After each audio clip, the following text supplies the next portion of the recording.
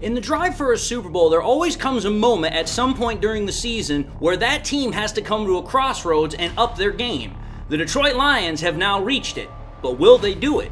We're going to talk about it, so stay tuned. What are we? What makes us what we are and what we're going to be? It's grit. It's what we started with last year, guys.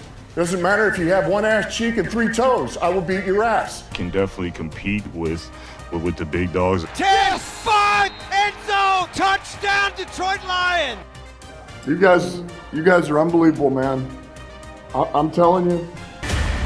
We are driven by Detroit. Hello, Detroit Lions friends, fans, and family members. Welcome on back to yet another episode of MCM Motor City Mania.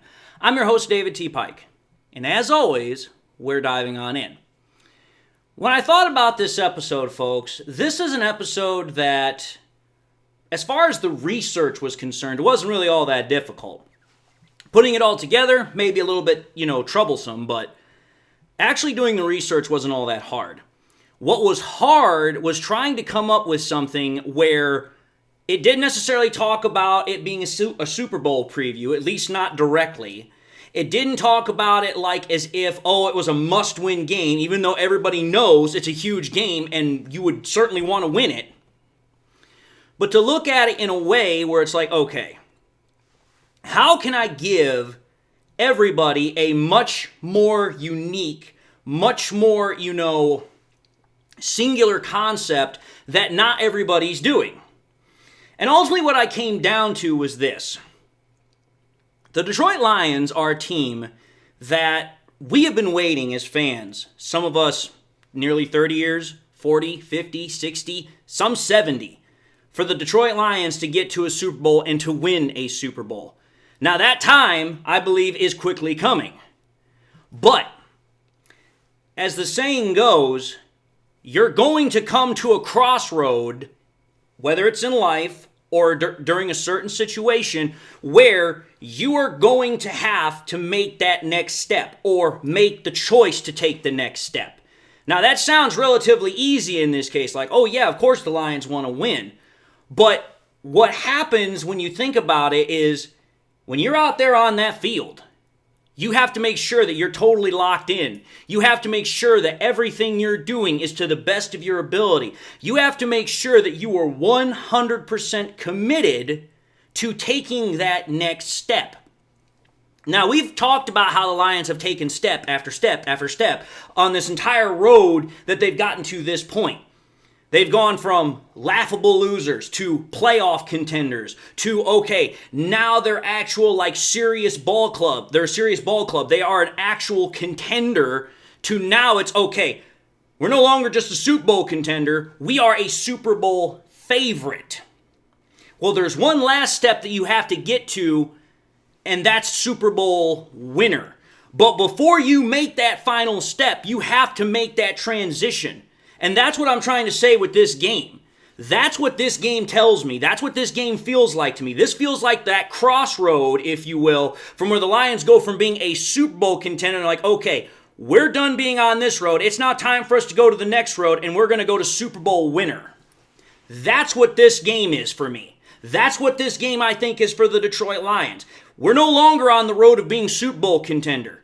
This is our game to show the NFL, to show the entire world that we're now a Super Bowl winner. And now we're on our way to actually doing it. Because let's call it for what it is. Yes, this is a Super Bowl preview game, but I didn't want to make that the whole point of this episode. The Bills are the second best team in the AFC when it comes to their freaking record. They are considered a favorite for the Super Bowl from the AFC. So yeah, this is a Super Bowl preview, but it's also, as I said, the crossroad game for the Lions because it's like, listen, if you can beat the second best team in the AFC, then yeah, you can beat just about anybody in the damn NFL. And the Lions have shown that before, but they haven't really had to show that towards some of the best from the AFC. Like I said, this is the biggest game of the year so far in terms of an AFC contender versus an NFC contender.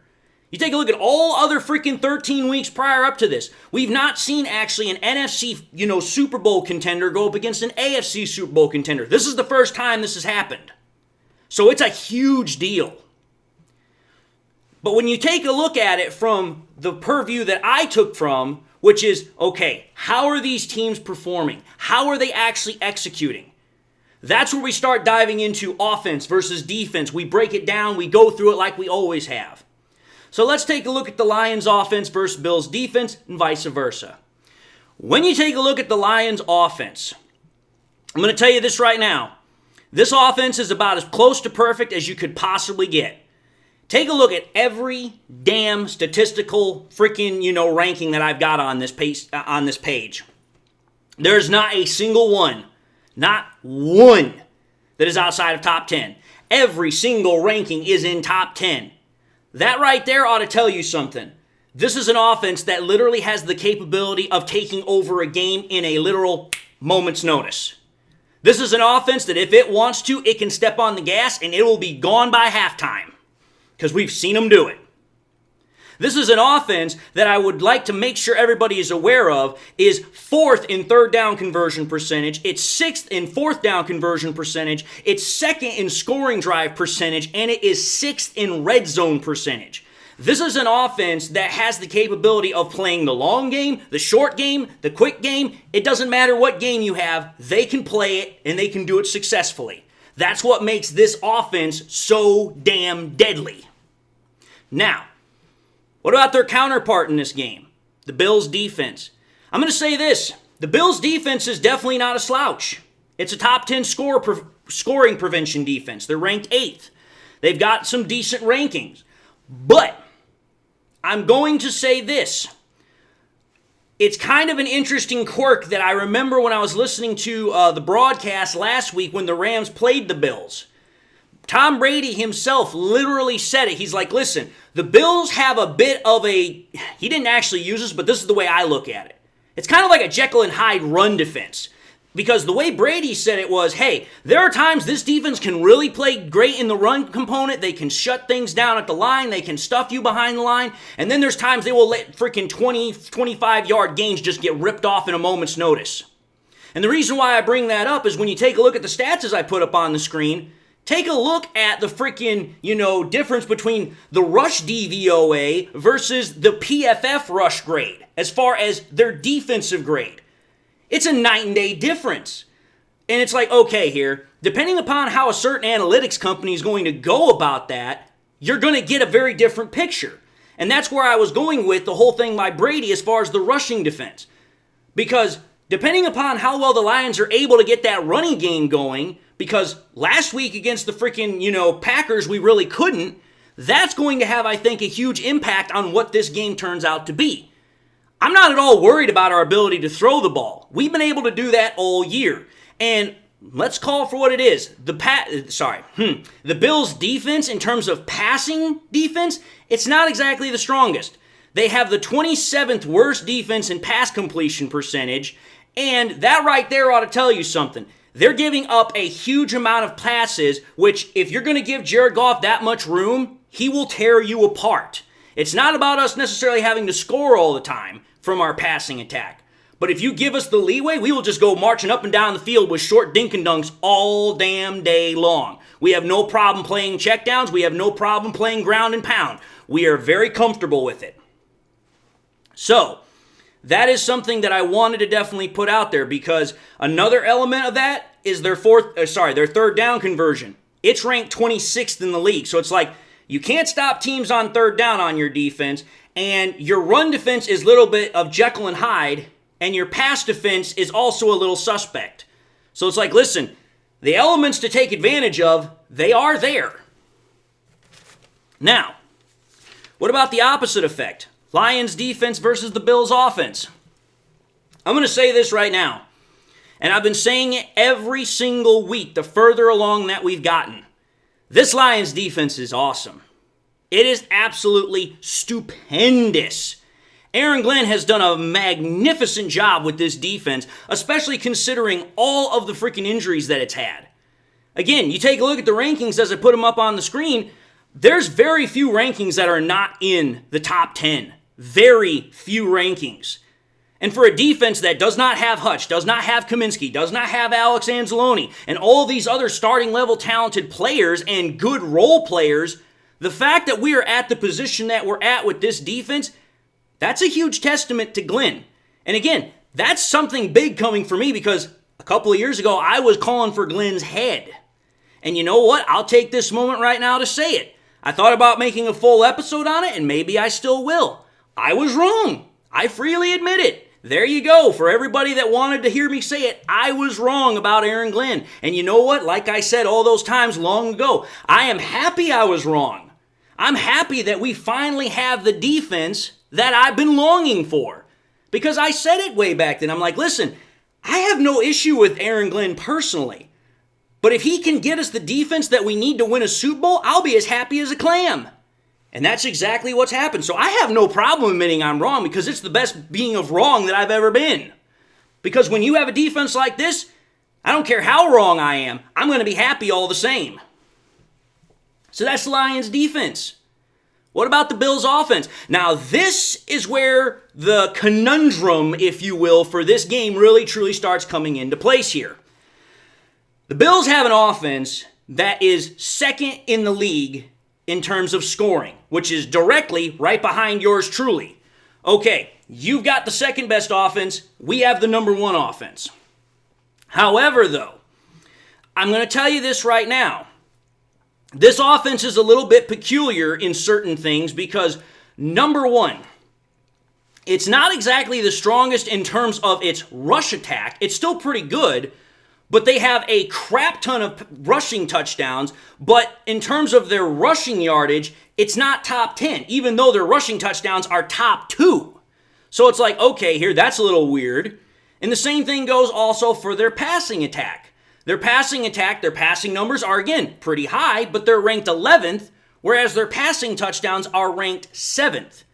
This is what I call to you, and this is what I've said before. This is the Josh Allen effect. Because the reason why those numbers are the way they are is because if we realistically sat down and looked at it, I would say that about a good 60 to 70% of all points, both rushing and passing combined, come from Josh Allen.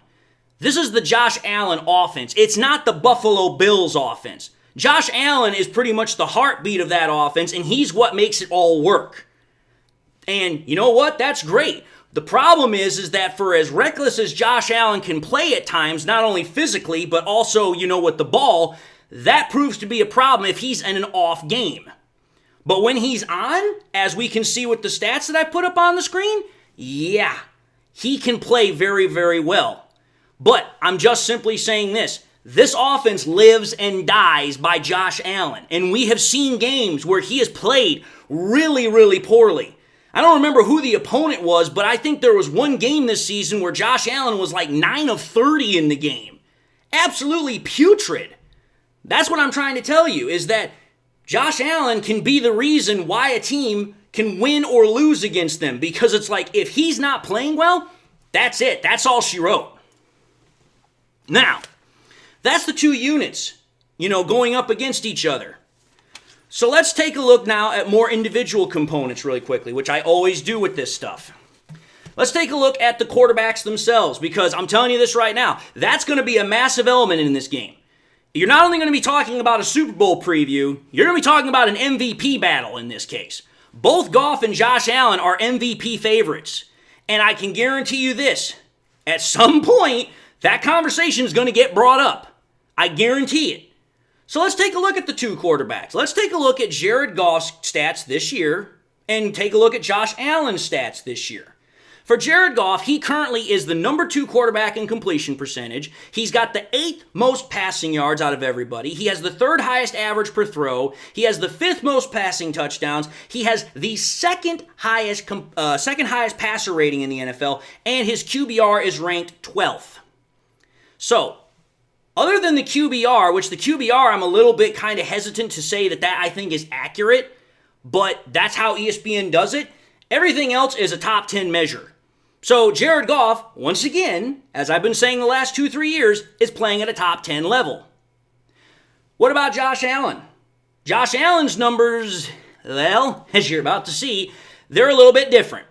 Josh Allen is ranked 20th in the NFL in terms of completion percentage. As I said, he's ranked 11th in passing yards. He's ranked tied 10th, actually, in passing average, ranked 6th in passing touchdowns, and he is ranked 8th in passer rating. And he's also got a pretty damn high QBR. But again, that's to be expected because QBR from ESPN factors in a quarterback's scrambling ability as well as their passing ability. So for Goff, his is going to be naturally lower in most cases than guys like Allen, Lamar Jackson, so on and so forth. But anyway, the point of the matter is that both of these quarterbacks demonstrate a number of things. One, they can throw for a lot of yards. They are very efficient with the football. And on top of that, they are, for the most part, accurate. But there is one element about these quarterbacks that needs to be taken into consideration here. How these two play when either on the road or at home. Let me put this out there for all you that don't know this, but most everybody should by now, even if you're not a Lions fan. Jared Goff is absolutely the king of playing at home field.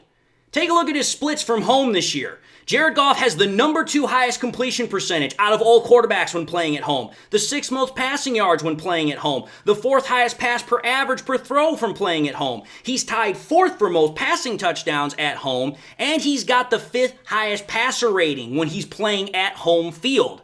And, by the way, his record at home this year is 6-1. Pretty much means that when you come to Jared Goff's home turf where the Lions are at, you're in for a rough show. At least if you're a defense. But what about Josh Allen? Josh Allen, like I said, MVP candidate. How's he been on the road this year? Most people would think he's done relatively well. I'm going to tell you, that's not the case. Take a look at these numbers and you're going to get an education. Josh Allen on the road, he has got the 24th highest completion percentage. He has the 6th most passing yards while being on the road, but his pass per average on the road is ranked 15th. He's tied for 7th for most passing touchdowns, but his passer rating is ranked 16th on the road. So what you're seeing there is a guy that, yeah, he has passing touchdowns and he has passing yards, but the Achilles heel is the completion percentage. It's hard as hell to win in the NFL when your quarterback is throwing less than 60% of the time completions. And that's what it shows in the record. He's 4-3 on the road this year. He's barely above 500. That's not good. And when you're coming in to the freaking Detroit Lions, literal Lions den, and you're coming up against a defense that has the best passer rating out of every defense in the NFL, we also have the best completion percentage in terms of not giving up to quarterbacks, or the second best, if I recall correctly, in the NFL. And, oh, by the way, we also have more interceptions than we have touchdowns given up. That tells me this. Freaking Josh Allen, he had better be on his P's and Q's or he is most likely going to throw some picks. Because that's what Josh Allen is. He's kind of like a modern Brett Favre. He's a gunslinger. He likes to force things when it's not advisable for him to do it. And it sometimes does cost him. So that's the quarterbacks. Now, to save up on time here a little bit, I came up with a new method to try and get through all of the other skill positions here, which is the running backs and the wide receivers. For the running backs, again, what I've been doing lately is spreadsheets, and I'm going to do the exact same thing here. Here's what you're going to see. You're going to see Gibbs and Monty, and you're also going to see the Bills running back, James Cook. What I decided to do is say, okay, I'm going to put the rankings as they are in the actual NFL in the parentheses. But then what I'm going to do is then I'm going to put a ranking system of, the colors like I did in the last one of, green, blue, red, whatever. And I'm going to say, okay, based upon all three of these running backs, where do they rank in comparison to one another? So as I'm about to show you, you're going to get a very interesting picture here because what you should notice is that Jahmyr Gibbs pretty much is blowing everybody out of the water. It's not even a contest. Gibbs should have damn near all green. When it comes to Monty and Cook, it's going to be a lot more of a mixed bag.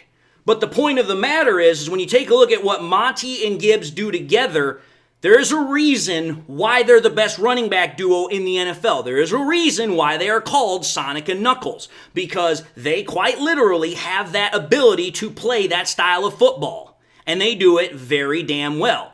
Now, as far as Cook is concerned, he's not a bad running back. But the problem is that he's not exactly a really great one either. He's kind of like an okay running back. He fits the needs for the Bills, but he's not anything that's going to wow you. So that's the running backs for their offenses. Now, for the wide receivers and tight ends, I couldn't necessarily do what I did with, Gibbs, Monty, and Cook. So we're going to take a look at all 4 from the Lions, and then we're going to take a look at all 4 from the Bills. Not really going to be able to compare them as far as teams opposite of one another, but again, you're still going to see how these guys work while being on the field this year. Take a look at the Lions in this spreadsheet. Again, you're going to see Amon-Ra St. Brown, you're going to see J-Mo, you're going to see Tim Patrick, and you're going to see Sam Laporta. What you notice, again, is that Amon-Ra St. Brown is pretty much outpacing everybody. He's the number 1 receiver he should be, but on top of that, the guy's just a freaking baller. But I will say this. The very positive surprise this year, bar none, has got to be Jameson Williams. Kid has come out of this year with all of the nonsense that's been going around him, and he's almost to 1,000 yards. He actually could get to 1,000 yards this year if he continues to, I think, get about 80 yards a game. That's pretty substantial. So it's like, this has been a really great year for J-Mo. And Tim Patrick, absolutely just one of the best, comeback stories of all time. Hey, coming off of 2 straight years of having extreme injuries, and he's almost put up 500 yards receiving. He's doing very well for himself. Now, Sam Laporta, he's having a bit of a down year. That shows in the fact that, his numbers are outside of top 10 as far as receiving yards and also in terms of receptions. But what he lacks in terms of quantity, he makes up for in quality. He has a top 5 yards per catch. He has a top 5 touchdown receptions. The guy is still making a great impact for our offense, even though it's not to the same quantity level as it was last year. So, okay, that's the Lions. And as you all saw, there's all the rankings and where everybody's at. And again, it's a pretty damn good feeling to see with all that stuff on the screen. Now, what about the Bills? For the Bills, their offense is really weird. It's really weird when it comes to their playmakers, not even also in terms of Josh Allen. Their top receivers are Shakir, Coleman, Cooper, and Kincaid as tight end. But the funny thing about it is that the difference between the production for all of those guys is kind of really weird. Shakir's the number 1 wide receiver in terms of production. He has 735 yards. Not bad at all. But when you start taking a look at everything, not a single one of these guys has got more than 3 receiving touchdowns. Not one. So for a quarterback in Josh Allen that has 23 passing touchdowns, but yet your 2 main receivers don't even have 5 passing touchdowns, and we're 13, 14 games into the year, that's a little ridiculous. Then you take a look at all these other stats, like the first down percentage. I was actually kind of surprised at how poor some of these wide receivers for the Bills are in terms of picking up first downs, and also how bad some of them are in being able to pull in receptions. Case in point, Shakir's got the best one with an 80%, but after that, it's a steep drop-off. Coleman's at 61, freaking Cooper, who they traded for, is at 59, and Kincaid, their tight end, is at 57. He's almost completely at the bottom of the list of all qualified tight ends in this case. And the quarterback rating for Cooper and Kincaid, they're not doing their quarterback, Josh Allen, any favors so far. So that's why I'm saying the skill positions for the Bills, it's a bit of it's really awkward and weird compared to what their offense as a total unit is showing. Because when I take a look at how their skill position players are doing in comparison to the overall offense, the image just doesn't match. Whereas when you take a look at what ours are, it does match. So, that's the wide receivers and tight ends. So the last thing we need to talk about here really quickly is how are the teams doing in the trenches? How are they doing in trench warfare? And again, going to use the spreadsheet. It's easy, it's very quick, and I think it works best for everybody. So I decided to break it down. You have your offense, you have your defense, Lions versus Bills, and I'm going to put the parameters up on the screen. Again, I go by both ESPN and I go by PFF, so that way I have two differing analytics companies to work with here. When you take a look at the offensive components for the Bills and the Lions, what you're going to notice, quite frankly, is that the Lions' offensive line, yes, it's not exactly the highest rankings that we've seen it before, but it's still pretty damn good. Is it top 5? No, it's not. It's also kind of a little bit towards the bottom of top 10, but it's still a pretty damn good offensive line. Now, you flip over to the Bills, their offensive line, it's also pretty solid, but it's a lot worse than ours is. Because they've only got, let's see here, their PFF run block rate is ranked 14th to R3, and then their ESPN run block win rate is ranked 20th to R13. So it's like, okay, in terms of run blocking, they're nowhere near as good. But in terms of the pass blocking, depending upon which side of the aisle you work with, whether it's ESPN or PFF, you're either going to say they're better or they're just about the same. So, okay, offensive lines look like they're pretty solid for the most part for both teams. Now, what about the defense for both teams? The Lions defense, again, depending upon who you talk to, ESPN or PFF, you're going to get a very interesting picture. PFF has our pass rush rated at number 4 on their board. But according to ESPN, ours is ranked 21st. That's a massive difference. However, though, both of them pretty much agree on the same concept as our ability to stop the run. PFF has us ranked 12th on their board. ESPN has us ranked 15th. Kind of interesting how there is such a difference between one versus the other. But when you take a look at the Bills, on the other hand, there's not really much of any agreement between the two. For their pass rush, for PFF, it's ranked 6th, but when you go to ESPN, it's ranked 15th. For PFF, their run defense is ranked 29th, but on ESPN, it's ranked 12th. So pretty much what I'm getting here is that between these two, there's a lot of differing opinions as to how this stuff works, and that's why I like that, because it's like, okay, I don't want to focus on just one particular opinion. I like to have multiple viewpoints, so that way I can be like, okay, depending upon how this plays out, you could have a difference. You could have something different to work with. But the total summation, I think, here is this.